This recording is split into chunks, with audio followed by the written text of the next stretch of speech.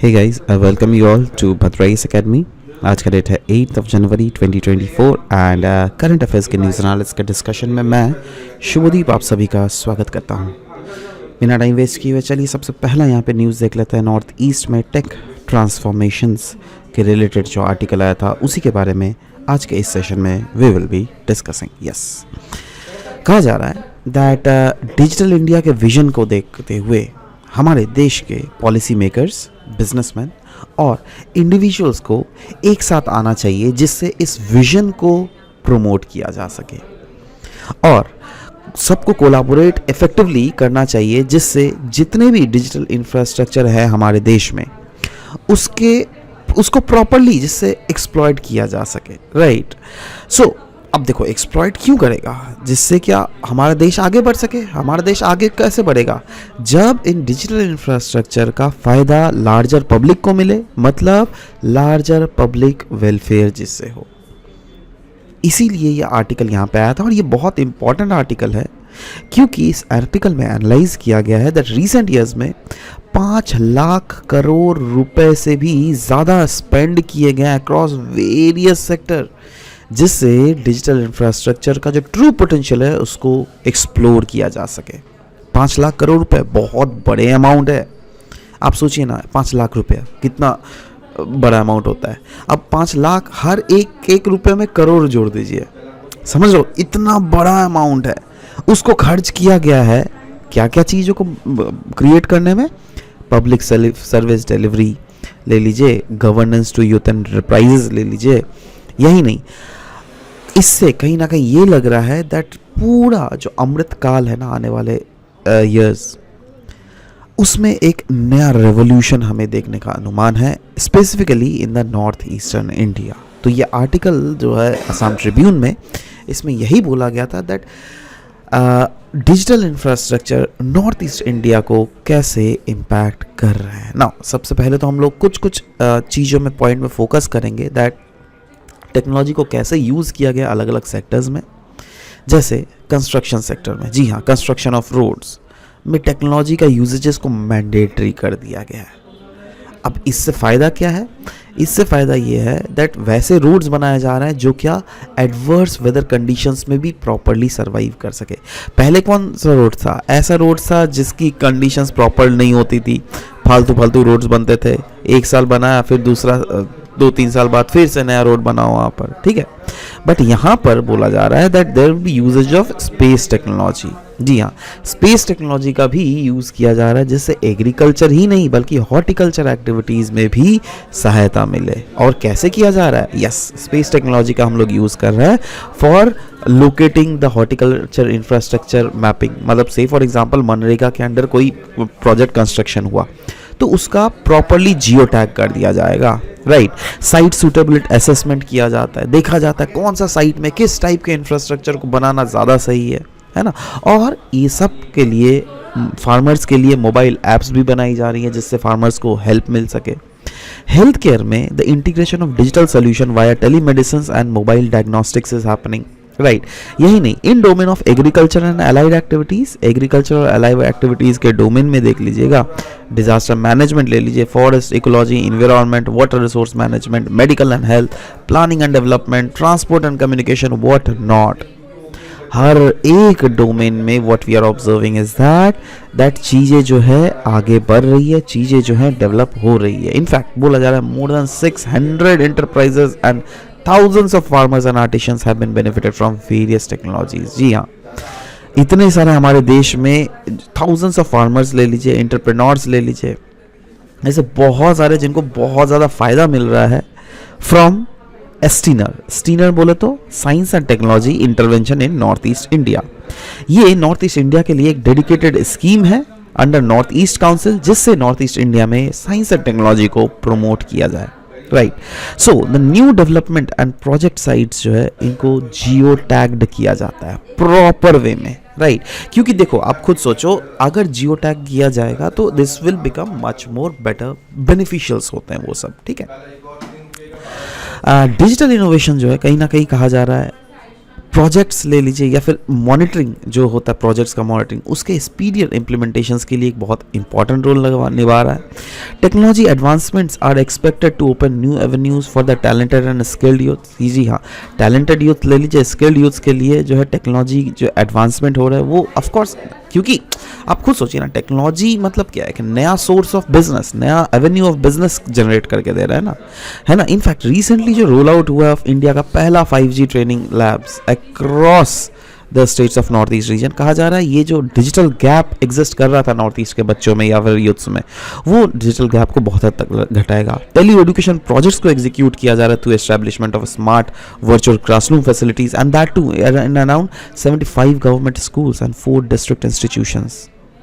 और ये असम में ही नहीं, सिक्किम में भी किया जा रहा है। नॉर्थ ईस्ट रीजन जो है साथ ही साथ बेनिफिट हो रहा है from the national data centre for north east, जो कि एक्सपेक्ट किया जा रहा है दैट ये स्काई रॉकेट करेगा digitisation capacity in the whole north east region को।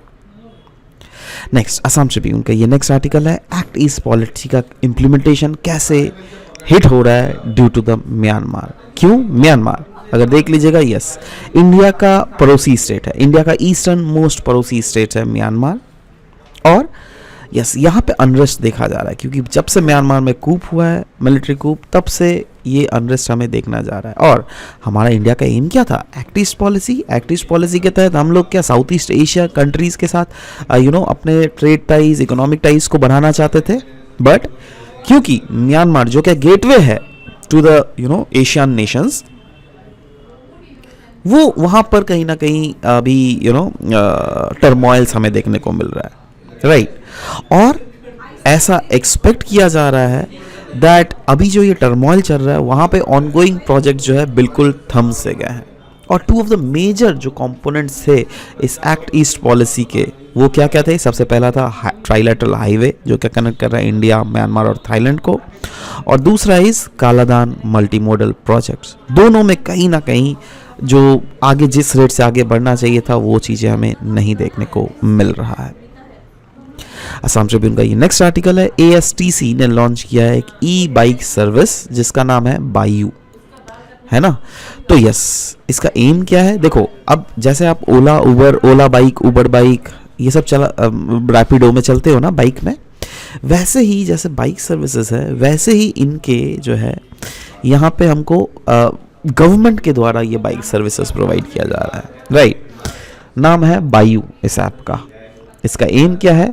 इसका एम है जनरेट करना 5000 लाइवलीहुड अपॉर्चुनिटीज़, और इससे फ़ायदा ये है दैट जो भी गाड़ियाँ हैं ना वो इलेक्ट्रिकल गाड़ियाँ हैं, तो उससे कार्बन एमिशन घट जाएगा। और कहा जा रहा है it will reduce the carbon emission annually by the terms of around 29,000 tons of carbon emissions को रिड्यूस करेगा। और यही नहीं, फ्यूल कॉस्ट में भी अराउंड 73 करोड़ एनुअली सेव होने वाला है, जिससे एयर की क्वालिटी इंप्रूव तो हो रही है, बट साथ ही साथ public health of the cities will also be improve by deploying EVs in the transport and logistic sector. Air quality भी इंप्रूव होगा और इनडायरेक्टली उस एयर क्वालिटी, अब देखो उससे जो से for example particulate matter emissions होती थी, हार्मफुल केमिकल्स एमिशंस होती थी, उसको आप अगर इनहेल कर रहे हो तो आपके लंग्स में घुस रहा है, तो वो आपके जो फेफड़े को है, आपके लंग्स को खराब कर रहा है। बट अब अगर एयर क्वालिटी अगर इंप्रूव होगा तो ऑफकोर्स पब्लिक हेल्थ भी इंप्रूव होगा, राइट। तो यही बोला गया है। तो ये बायू जो है ये kind of clean air movement था जिसने क्रूशल सपोर्ट भी गेन किया था फ्रॉम द नीति आयोग का शून्य कैंपेन। और नीति आयोग का शून्य कैंपेन क्या था? ये मेनली हाईलाइट करता था गवर्नमेंट का एम जिससे जीरो पॉल्यूशन मोबिलिटी हो सके। नहीं, now bio electrical bike services जो है ये इनिशिएटिव है ASTC, that is Assam state transport corporation का। और बायो इलेक्ट्रिकल टैक्सी सर्विस जो है कहा जा रहा है it will be operational in Guwahati, जो क्या है कैपिटल सिटी है असम का, ठीक है, for the time being. Future में ऑफकोर्स इसकी इम्प्लीमेंटेशन को और भी ज़्यादा जोग्राफिकली एक्सटेंड किया जा सकता है, ठीक है। नेक्स्ट, इकोनॉमिक टाइम्स का ये न्यूज़ था पृथ्वी विज्ञान स्कीम के बारे में। इंडियन गवर्नमेंट ने लॉन्च किया ये पृथ्वी विज्ञान स्कीम, किसके लिए? मिनिस्ट्री ऑफ अर्थ साइंस के अंडर। सो ये स्कीम को इम्प्लीमेंट किया जाएगा 2021 से 2026 के अंडर, और इसका एम है एटमॉस्फेयर, ओशन, वेदर और अर्थ सिस्टम साइंसेस को प्रॉपरली स्टडी करना, जिससे इसका मेन ऑब्जेक्टिव अगर देख लीजिएगा वो इंक्लूड होता है enhancing the long term observation of earth system. Earth system मतलब क्या? अर्थ का क्लाइमेट सिस्टम, अर्थ का एटमॉस्फेयर सिस्टम, अर्थ का ओशनोग्राफी सिस्टम, राइट। तो अर्थ का एटमॉस्फेयर, ओशंस, वेदर, इन सब चीज को जो है प्रॉपरली देखा जाएगा। इससे डेवलप किया जाएगा modelling system for weather prediction, explore किया जाएगा polar and high seas region, and develop किया जाएगा technology for ocean resource harnessing. ये इनकम्पास करता है 5 ऑनगोइंग सब स्कीम्स, जिसमें आता है ACROSS, O SMART, PACER, SAGE and reach out. ठीक है, नाउ इस प्रोग्राम्स के बारे में अगर एक एक करके डिस्कस करें, जैसे across, across stands for atmosphere and climate research modelling observation system. ये किस लिए है? For research and development of dynamical models and providing forecast services. वैसे ही O smart, that is ocean smart modelling application resource and technology. ये किस लिए है? For technology development of oceanic application services, जिसमें फॉरकास्टिंग है या फिर एडवाइजरी सर्विसेज आती है, R&D एक्टिविटीज़ आती है मरीन एंड कोस्टल इन्वायरमेंट्स का, तो वो सब कुछ ओ स्मार्ट के अंडर आता है। वैसे ही आता है pacer. Pacer stands for polar science and cryosphere research, जो क्या कंप्राइज करता है हमारा अंटार्कटिक प्रोग्राम को, जिसमें इंडिया आर्कटिक प्रोग्राम भी है, साउथ ओशन प्रोग्राम भी है और क्रायोस्फीयर एंड क्लाइमेट प्रोग्राम भी है। वैसे ही आता है sage, stands for seismology and geo science, जो क्या इनकम्पास करता है 6 activities which includes seismological monitoring and microzonation, setting up of facility for geochronology, और फाइनली है reach out, that is research education and training outreach, जो क्या incorporate करता है R&D in earth system science, that is RDESS, developing skill man power in earth science system etcetera etcetera, right. Next PIB का ये news है regarding हम लोग marine commandos के बारे में हम लोग बात करेंगे, दैट इज मार्कॉस। क्यों न्यूज़ में था? क्योंकि MARCOS standing for Indian navy marine commandos, इन्होंने सक्सेसफुली थ्वार्ट किया गया पायरेट हाईजैकिंग एक्टिविटी। कहाँ पर? आपका जाकर नॉर्थ अरेबियन सी में, क्योंकि एक लिबेरियन फ्लैग्ड वेसल था, उसने पायरेसी एक्टिविटी को कोशिश की था, दैट मतलब हमारे इंडियन वेसल्स को वो पायरेसी कर ले, बट वो चीज़ नहीं हो पाया क्योंकि मैक्रॉस ने बिल्कुल इस चीज़ को थ्वार्ट कर दिया। सो मैक्रॉस, जिसको कहते हैं Indian navy marine commandos, formally इनका नाम था मरीन कमांडो फोर्स। ये एक इंडियन नेवी का एलीट स्पेशल फोर्स है जिसको फॉर्म किया गया था 1987 में। It is modelled on US navy seals and इसका मोटो अगर देख लीजिएगा वो है the few the fearless. MARCOS operate किया करती है by sea, air and land, और ये कोलैबोरेट करती है with Indian army, specifically Kashmir. Notable operations जो कि इनके द्वारा इंक्लूड किया गया है आज तक, उसमें आता है कैक्टस, लीच ऑपरेशन, ऑपरेशन पवन, ऑपरेशन साइक्लोन, और 26/11 के मुंबई अटैक में भी इनका बहुत ही ज़्यादा सिग्निफिकेंट रोल था। हम लोग बात करेंगे वेटलैंड सिटी एक्रेडिएशन के बारे में। रिसेंटली ये न्यूज़ था क्योंकि ministry of environment, forest and climate change ने नॉमिनेट किया था इंदौर, भोपाल और उदयपुर को as a wetland city accreditation under the Ramsar convention on wetlands. Now ये ऐसा पहला नॉमिनेशन है जो कि ministry of environment, forest and climate की चेंज के द्वारा किया गया। सबसे पहले तो हम लोग बात करेंगे दैट जब नॉमिनेट किया गया इंदौर, भोपाल और उदयपुर को, तो उसमें क्यों किया गया? मतलब रामसर साइट्स इंदौर में कौन कौन से हैं? सिरपुर वेटलैंड, यशवंत सागर वेटलैंड जो कि इंदौर के बहुत करीब है। वैसे ही रामसर साइट अगर भोपाल में देख लीजिएगा तो वो भोज वेटलैंड है। Ramsar site in and around Udaipur अगर देख लीजिएगा तो 5 मेजर आता है, जिसमें पिछोला आता है, फतेहनगर आता है, रंग सागर, स्वरूप सागर और दूध तलाई वेटलैंड रीजन्स आता है, राइट। नाउ अब हम लोग बात करेंगे दैट इन सिटीज़ को जो इंक्लूड किया गया वेटलैंड सिटी एक्रेडिशन के बारे में अंडर, तो क्यों किया गया, what is the reason behind it? देखो, ये एक वॉलंटरी एक्रेडिशन सिस्टम है जो क्या रिकॉग्नाइज करती है importance of wetland not only in urban but also in semi urban environments. और इसका ओरिजिन कब हुआ था? इसका ओरिजिन हुआ था it is an outcome of Ramsar convention जो कि COP12 इन 2015 जो कि कंडक्ट किया गया था, जिसका ऑब्जेक्टिव था दैट कैसे प्रमोट किया जा सके रामसर साइट्स के कंजर्वेशन को और वाइजली यूज़ किया जा सके वेटलैंड को, as well as sustainable socio economic benefits जिससे लाया जा सके लोकल पॉपुलेशन के लिए।